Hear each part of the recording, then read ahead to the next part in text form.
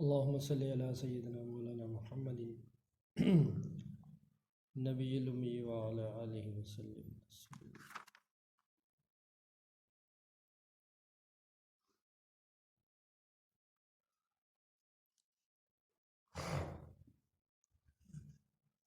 حضرت مصعب بن عمیر رضی اللہ تعالی عنہ، جن کا ایک قصہ 7ویں باب کے نمبر 5 پر بھی گزر چکا ہے، ان کو حضور اقدس صلی اللہ علیہ وسلم نے مدینہ منورہ کی اس جماعت کے ساتھ جو سب سے پہلے مینا کی گھاٹی میں مسلمان ہوئی تھیں، تعلیم اور دین کے سکھانے کے لیے بھیج دیا تھا۔ یہ مدینہ طیبہ میں ہر وقت تعلیم اور تبلیغ میں مشغول رہتے، لوگوں کو قرآن شریف پڑھاتے اور دین کی باتیں سکھلاتے تھے۔ اسد بن زرارہ رضی اللہ تعالیٰ عنہ کے پاس ان کا قیام تھا اور مقرئی پڑھانے والے مدرس کے نام سے مشہور ہو گئے تھے۔ سعد بن معاذ رضی اللہ تعالیٰ عنہ، سعد بن حضیر رضی اللہ تعالیٰ عنہ، یہ دونوں سرداروں میں تھے۔ ان کو یہ بات ناگوار ہوئی کہ سعد نے حسیر سے کہا کہ تم اسعد کے پاس جاؤ اور ان سے کہو کہ ہم نے یہ سنا کہ تم کسی پردیسی کو اپنے ساتھ لے آئے ہو جو ہمارے ضعیف لوگوں کو بے وقوف بناتا ہے، بہکاتا ہے۔ وہ اسعد کے پاس گئے اور ان سے سختی سے گفتگو کی۔ سعد نے کہا کہ تم ان کی بات سن لو، اگر تمہیں پسند آئے تو قبول کر لو، اگر سننے کے بعد ناپسند ہو تو روکنے کا مذائقہ نہیں۔ اسید نے کہا کہ یہ انصاف کی بات ہے، سننے لگے۔ حضرت مصعب رضی اللہ تعالی عنہ نے اسلام کی خوبیاں سنائیں اور کلام اللہ شریف کی آیتیں تلاوت کی۔ حضرت اسید نے رضی اللہ تعالی عنہ نے کہا کیا ہی اچھی باتیں ہیں اور کیا ہی بہتر کلام ہے۔ جب تم اپنے دین میں کسی کو داخل کرتے ہو تو کس طرح داخل کرتے ہو؟ ان لوگوں نے کہا تم نہاؤ، پاک کپڑے پہنو اور کلمہ شہادت پڑھو۔ حضرت اسید نے اسی وقت سب کام کیے اور مسلمان ہو گئے۔ اس کے بعد یہ سعد کے پاس گئے اور ان کو بھی اپنے ہمراہ لائے۔ ان سے بھی یہی گفتگو ہوئی۔ سعد بن معاذ رضی اللہ تعالیٰ عنہ بھی مسلمان ہو گئے اور مسلمان ہوتے ہی اپنی قوم بنو الاشہل کے پاس گئے۔ ان سے جا کر کہا میں تم لوگوں کی نگاہ میں کیسا آدمی ہوں؟ انہوں نے کہا کہ ہم میں سب سے افضل اور بہتر ہو۔ اس پر سعد نے کہا مجھے تمہارے مردوں عورتوں پر کلام حرام ہے جب تک تم مسلمان نہ ہو جاؤ اور محمد صلی اللہ علیہ وسلم پر ایمان نہ لے آؤ۔ ان کے اس کہنے پر قبیلہ اشہل کے سب مرد عورت مسلمان ہو گئے اور حضرت مصعب رضی اللہ تعالی عنہ ان کو تعلیم دینے میں مشغول ہو گئے۔ صحابہ کرام رضوان اللہ علیہ مجمعین کا یہ عام دستور تھا کہ جو شخص بھی مسلمان ہو جاتا وہ مستقل ایک مبلغ ہوتا اور جو بات اسلام کی اس کو آتی تھی اس کا پھیلانا، دوسروں تک پہنچانا اس کی زندگی کا ایک مستقل کام تھا، جس میں نہ کھیتی مہانے تھی، نہ تجارت، نہ پیشہ، نہ ملازمت۔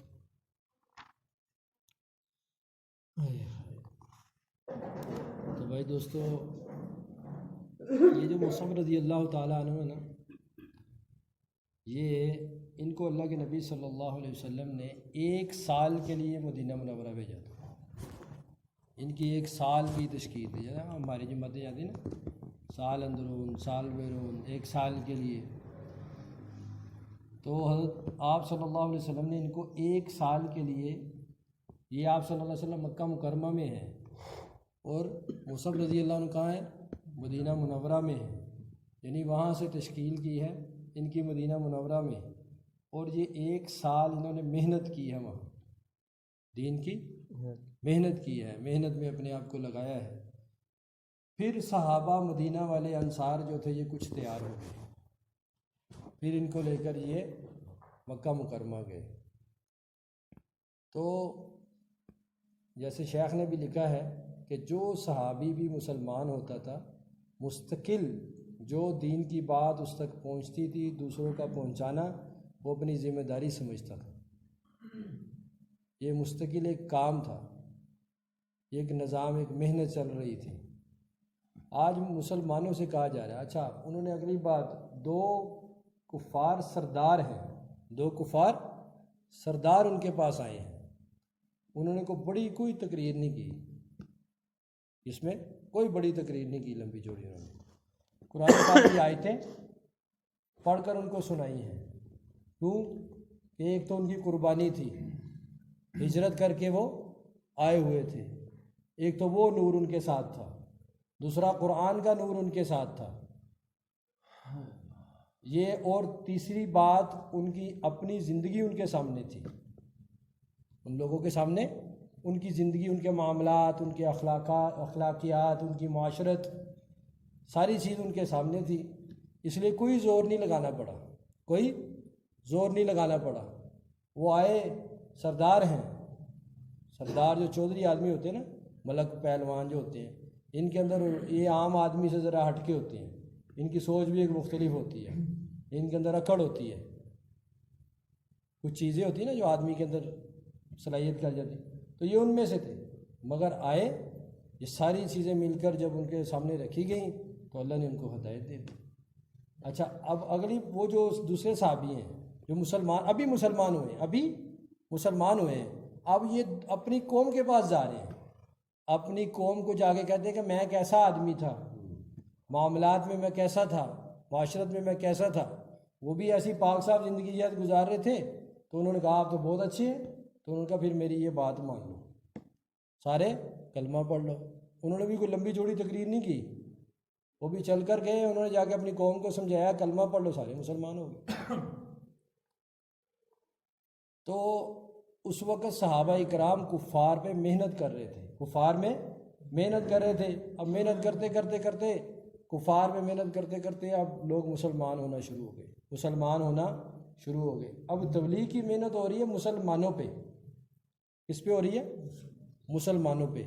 وہ جہاں جاتے تھے نا، وہ کہتے تھے کونو مثلنا، ہمارے جیسے ہو جاؤ، بہت آسان تھا ان کے لیے، بڑی بڑی تقریریں نہیں کرتے تھے، میں نے ابھی پڑھا بھی ہے، پھر اتنی لمبی بات بھی کر رہا ہوں، وہ ایسا نہیں کرتے تھے، وہ کہتے ہیں ہمارے جیسے ہو جاؤ، زندگی ان کے سامنے تھی۔ اب ہمیں کیا دشواری ہو رہی ہے؟ 100 سال، جیسے بھائی نے دوپہر کو کہا نا کہ تقریباً 100 سال ہونے کو ہیں یہ تبلیغ کا کام ہوا ہوا ہے، ایسا ہی ہے نا جی؟ جماعتیں آپ کے پاس بہت عرصے سے آ رہی ہوں گی، آپ نے بھی اللہ کا شکر ہے بہت کام کیا ہے، دوسرے ملکوں میں بھی، دوسرے شہروں میں جا کر، دوسرے صوبوں میں بہت کام کیا ہے۔ اب یہ 100 سال تقریباً ہونے کو ہے، مسلمانوں پہ محنت ہو رہی ہے، تو مسلمان حرکت میں کیوں نہیں آ رہے؟ ایک ہوتا ہے آدمی سویا ہوا، ایک آدمی کیا ہوتا ہے؟ سویا ہوا، اس کو جگانا آسان ہوتا ہے۔ ایک آدمی سویا، اس نے آنکھیں بند کی ہوئی ہیں، اس کو جگانا مشکل ہوتا ہے۔ اب مسلمانوں نے نا آنکھیں بند کی، سب کچھ دیکھتے ہیں، نظر آتا ہے ان کو، تبلیغ کا کام صحیح ہے، حق ہے، سچ ہے، تبلیغ والے بھی ٹھیک ہے، اپنا مال جان وقت لے کر نکلتے ہیں، جس سے پوچھو کہ صحیح ہے، اب کرتے کیوں نہیں؟ ان کو ہلاؤ، سوئے ہوئے۔ اس وجہ سے یہ اتنا بڑا نقصان ہو رہا ہے، جب ہم مریں گے نا اس وقت ہمیں اس کا احساس ہوگا یہ کتنا بڑا نقصان ہو رہا ہے۔ لاکھوں انسان بغیر کلمے کے اس وقت دنیا سے جا رہے ہیں بھائی. ایک کا جنازہ اللہ کے نبی نے گزرتے ہوئے دیکھا تھا، ایک کا جنازہ. آپ صلی اللہ علیہ وسلم تڑپ اٹھے تھے. تو دوسرے نے ساتھ انہوں نے کہا کہ یا رسول اللہ یہ یہودی ہے. آپ نے فرمایا میرا امتی ہے، اب یہ ہمیشہ کے لیے جہنم میں جلے گا. آپ صلی اللہ علیہ وسلم کو فکر تھی، بے چینی تھی، تڑپ تھی امت کی. یہ جتنا مسلمان لیٹ کر رہے ہیں نا اتنا نقصان ہو رہا ہے، اور جتنا اور لیٹ کریں گے اتنا آنے والی نسلوں کا نقصان ہوگا، اپنا ہمارا نقصان ہوگا.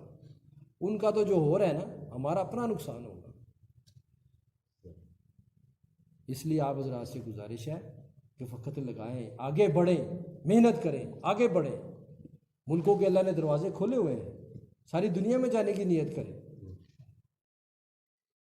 اور مقام پہ وقت دیں، مسجد کو وقت دیں. مسجد کو وقت دیں گے. یہ مسجد کس کا گھر ہے؟ اللہ کا گھر ہے. جو اللہ کے گھروں کو آباد کرے گا اللہ ان کے گھروں کو آباد کرے گا، ان کے دلوں کو آباد کرے گا. جب کہیں دیکھا جاتا ہے کہیں کسی وجہ سے کسی سستی کاہلی کے عذاب کا فیصلہ ہوتا ہے، وہاں دیکھا جاتا ہے کہ آخری رات میں لوگ استغفار کرنے والے ہیں اور مسجد کو آباد کرنے والے ہیں. تو اللہ جل شانہ کیا کرتے ہیں؟ عذاب کو مؤخر کر لیتے ہیں، مسجدوں کو آباد. مسجدیں ویران ہیں، خالی آئے نماز پڑھے، ایسے نہیں. صحابہ کی یہ ترتیب نہیں ہے. صحابہ بیٹھتے تھے، مجلس لگاتے تھے. آؤ بیٹھو، صحابی آئے، آؤ بیٹھو تھوڑی دیر کے لیے ایمان لیں. دوسرے نے کہا کہ یا رسول اللہ یہ کیا ہے؟ انہوں نے کہا یہ کہہ رہے کہ آؤ تذکرے کریں ایمان کے. ایمان کے تذکرے ہوتے تھے، حلقے لگتے تھے، تعلیم کے حلقے، سیکھنے سکھانے کے حلقے، ذکر کے حلقے، دعوت کے حلقے. مسجد آباد ہوتی تھی مسجد نبوی. اس لیے کسی کافر کو لا کر ستون سے باندھ دیا جاتا تھا، 2 دن سے زیادہ وہ اپنے کفر پہ نہیں ٹھہرتا تھا، اعمال دیکھتا تھا.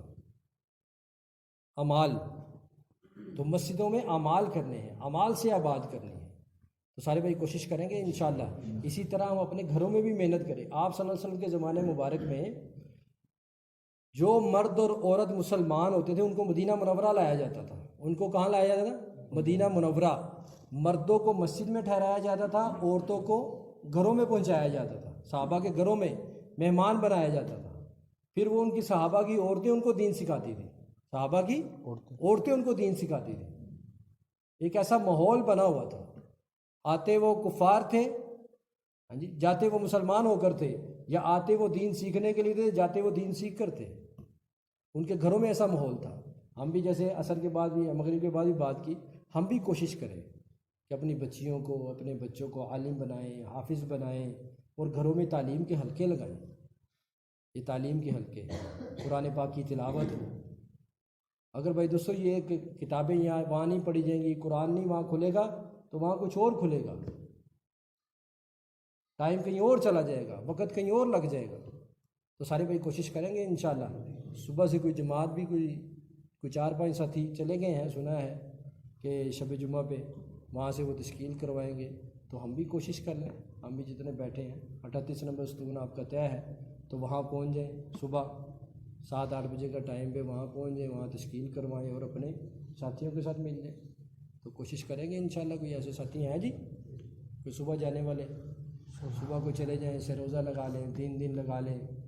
اس کام سے کوئی نسبت ہو جائے، آدمی کچھ نہ کچھ نسبت کوشش کریں گے انشاءاللہ. اللہم لک الحمد کما انت اہلہ وصلی علی محمد کما انت اہلہ وفعل بنا ما انت اہلہ وانک انت اہل التقوی واہل المغفرہ. ربنا آتنا فی الدنیا حسنہ وفی الآخرۃ حسنہ وقنا عذاب النار. اللہم انا نسألک من خیر ما سألک منہ نبیک محمد صلی اللہ علیہ وسلم، ونعوذ بک من شر ما استعاذ منہ نبیک محمد صلی اللہ علیہ وسلم، وانت المستعان وعلیک البلاغ، ولا حول ولا قوة الا باللہ العلی العظیم. صلی اللہ تعالی علی خیر خلقہ محمد وآلہ واصحابہ اجمعین.